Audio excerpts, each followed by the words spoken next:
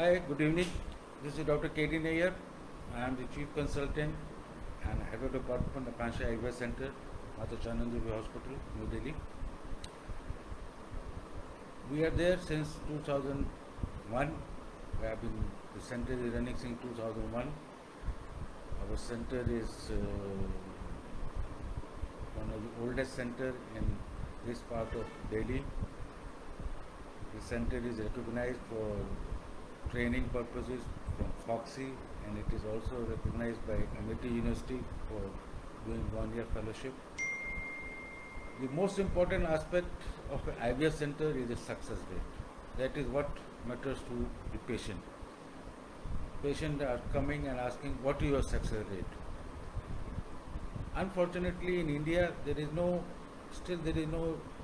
regulation, no guidelines how the centers can advertise, how the centers can give information on the success rate.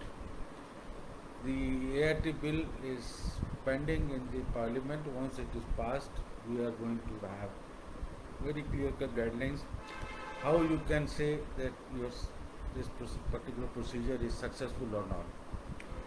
In the beginning, when the IVF procedure started, 1978 was the first IVF baby born, and thereafter it has progressed to the current stage. The success rate has been defined by different centers all over the world. Initially, they used to refer a pregnancy test positive after IVF procedure as a success rate.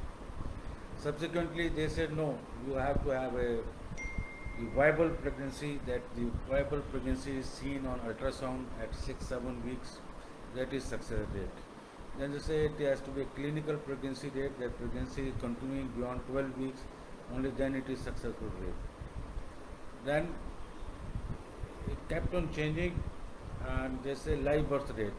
What is the live birth rate following the IVF cycle? Subsequently, they found out that many centers are doing multiple embryo transfers, so which is resulting in twins or triplet. So they say no, live birth rate is not the ideal one. You have to have a healthy singleton pregnancy.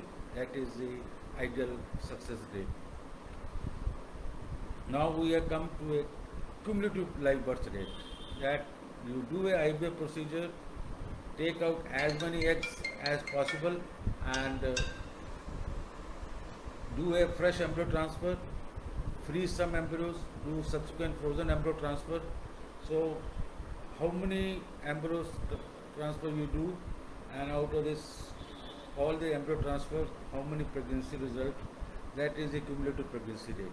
So the cumulative pregnancy rate is the latest criteria which is being used in the world to describe what is the success rate of a particular IVF center. As I mentioned, we are now shifted from urinary pregnancy test to a live born, live healthy singleton baby. We are not looking at multiple pregnancy like twins or triplet as a successful outcome. The successful outcome is for the mother and for the baby both. So you need to have a singleton healthy baby, which is a successful outcome. If you are having twins or triplet, that put lot of pressure on the baby. The perinatal mortality and other complication increases. The pregnancy also has lot of complications for the mother. So a twins or triplet pregnancy is an adverse outcome. I was in a webinar just half an hour back. A doctor from Brazil was speaking, and they are doing a single elective embryo transfer in all their patients. In India, because we have a different cultural scenario, different social scenario, we are still doing a double embryo transfer, and in many of the centers they are using 3 embryos for transfer. But in most of the countries in Europe, by guidelines, by law, they are doing single embryo transfer. They counsel the patient. Important thing is you counsel the patient that if you are doing single embryo transfer, a euplet embryo, a normal healthy embryo, or if you are doing a double embryo transfer, you are not by doing a double embryo transfer, you are not increasing the pregnancy rate, you are not increasing the success rate. You are increasing the chances of complication to the mother and the babies. But the pregnancy rate does not increase by doing double embryo transfer or triple embryo transfer. So if you have got a healthy embryo, you can do a single embryo transfer and you can be rest assured that this single embryo transfer can also result in the same percentage of pregnancy as a double embryo transfer or a triple embryo transfer. The idea is that if you do a single embryo transfer, if you are starting with 3 embryos or 4 embryos, you can do 1 embryo transfer at a time. So you have the possibility to have 3 or 4 embryo transfer in the same patient. That is the advantage. That with this single oocyte pickup, you have 4 embryos, good quality embryos, healthy embryos. You can do one embryo transfer each time, and you can have 4 embryo transfer in the same patient. That is the latest current thinking which is happening in the developed countries like Europe or USA, that they are all shifting to a single embryo transfer. That is the success rate. In India, we are still catching up with them, like I mentioned, because of our different social fabric, different social structure, cultural structure. Our patients are demanding, no, you don't worry for triplet or twins or triplet. Even if we have twins pregnancy, we are happy about it. You put 2 embryos or 3 embryos. Like that is their perception. So we have to counsel such patient very clearly that if we put 2 embryos, there is going to be a problem for both mother and for the babies in future. It has to be very clearly told to the patient. What we are looking for is, if you see the auto rickshaws here or the metro station or even a newspaper, you find big ads from the different IVF centers that claiming their success rate is 80%, 90%, which is absurd, you see. You cannot give a wrong information to the patient. You have to give very authentic, truthful information to the patient that the success rate in a single embryo transfer or double embryo transfer resulting in a pregnancy is around 40 to 50%. If you do a cumulative embryo transfer from a single pickup, it can go up to 70%. That is the international figure. That is a figure which is accepted by all the authors in all the leading IVF centers. So you should be very truthful to the patient that when we are doing a single embryo transfer or a double embryo transfer, the success rate is going to be around 40 to 50%. That is something very clearly we have to explain to the patient right at the beginning, because patient must have a very clear idea what is the procedure, what is the success rate, and what are her chances of getting a baby, how much she is going to spend on this procedure, and if the procedure fails, what are her different options in future. That has to be very clearly explained to the patient. The idea is not only to have a pregnancy test and forget the patient. Idea is you have a pregnancy test, you follow it for viability, follow it for a Euromarker scan, follow it for a level 2 scan, and finally deliver a healthy baby. That is the success rate of the IVF program. IVF program does not end simply at the embryo transfer. No. The procedure of IVF is stimulation, IVF stimulation of the ovaries, producing the eggs, retrieving the eggs, creating an embryo in the lab, and putting back the embryo. And after 15 days of putting back the embryo, you check for whether the embryo is implanted or not. So you can always have a implantation rate from a particular lab. You have the fertilization rate initially, then you see how many embryos are formed, how many of them goes into blastocysts, and then how many of blastocysts are implanted. In our center, we try to do a embryo transfer at day 5. Day 5 is the blastocyst. So we like to incubate all the embryos to day 5 if possible, so that because day 5 embryo gave us the best result. So that is what we are doing, that once we have the embryo created in the lab, we like to incubate them in the lab, in the incubators, so that they grow up to day 5 when they have blastocyst. Then we do a single blastocyst transfer. It gives the same pregnancy rate as a double embryo transfer or double blastocyst, and no complication of single embryo transfer. That is the procedure we do, and like I explained, we not only do the procedure, we do the embryo transfer, follow it up 15 days with the pregnancy test, follow it up after 2 weeks with ultrasound to see the viability, follow it up at 12 weeks for a NT-NB scan, follow it up at 18 weeks, 19 weeks for level 2 scan, and finally 28 weeks we do a color Doppler and deliver the baby at 37 weeks, so that we know what is the success rate of our center.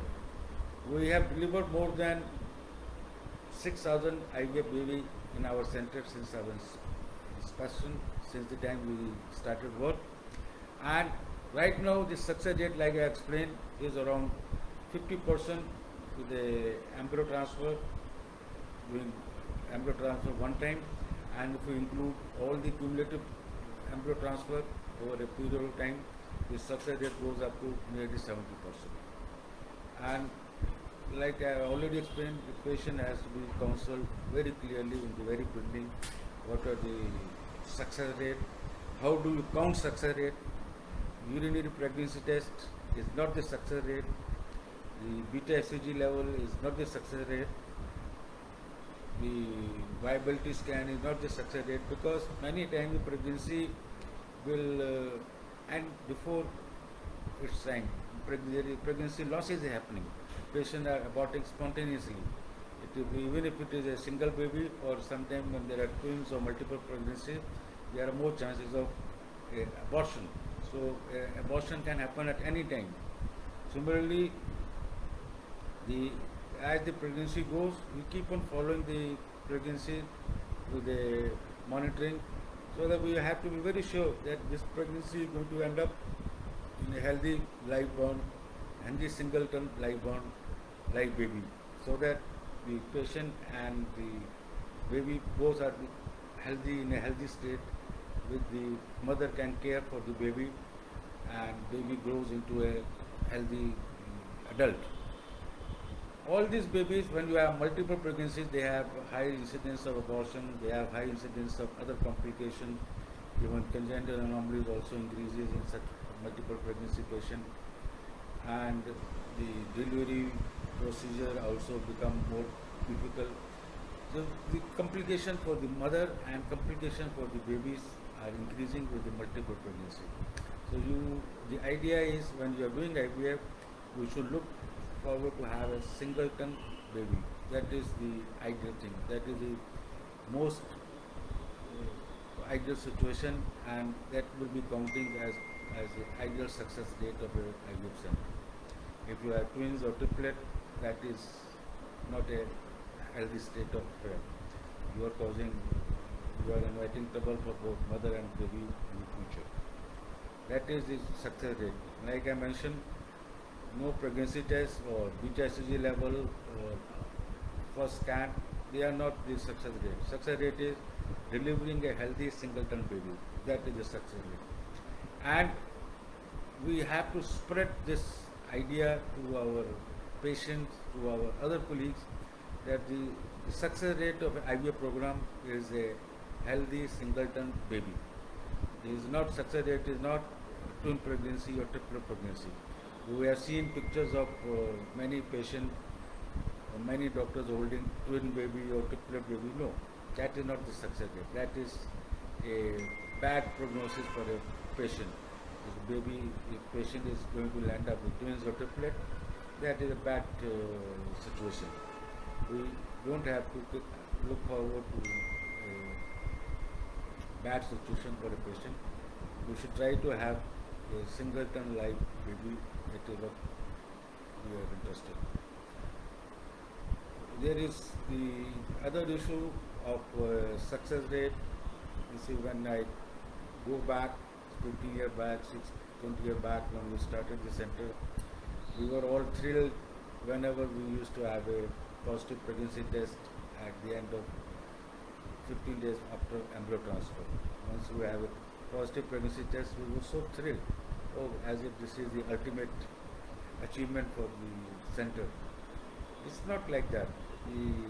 Yes, 20 years back that might be the issue, but not now. Now we are not only looking for a pregnancy test, we look for the beta HCG level, then we do a viability scan at 7 weeks, 6, 7 weeks, then we follow it up. And the medication of the patient also has to be monitored. The luteal phase support generally is given up to 10 weeks, maximum 12 weeks, and thereafter patient is shifted in a normal support for the pregnancy. In this time of pandemic, corona pandemic, our protocols, our practice have also undergone dramatic change. Now we are more into a telemedicine in the sense once we have seen the patient, once we have done embryo transfer, the patient can call us on telephone and give us the update on her progress. She need not come to us as was done previously in the non-pandemic state. Now we like to avoid our multiple visit to the clinic. We like to limit the visit to the clinic as little as possible, so that the exposure to the corona is minimal. That has to be kept in mind. That the exposure to corona infection has to be absolutely eradicated. You cannot have a patient getting corona infection while traveling to the clinic or going for examination. No, patient has to be very well clearly conscious, has to be given advice about this. The practice, like I say, has changed in the corona time. We have changed our protocol, we have changed our procedure in the sense we like to do as many procedures under local anesthesia as possible rather than doing under general anesthesia. And similarly, we are also shifted now to doing a single embryo transfer. If we get a good blastocyst on day 5, we like to do a single blastocyst transfer so that we land up with a single healthy baby. And the other blastocyst we will freeze and use it for subsequent use as and when required. That is the current scenario.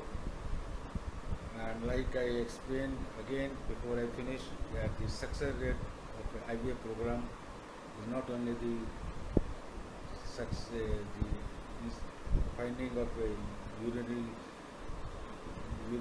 kit positive, UPT positive test, or beta HCG positive, or a viability scan.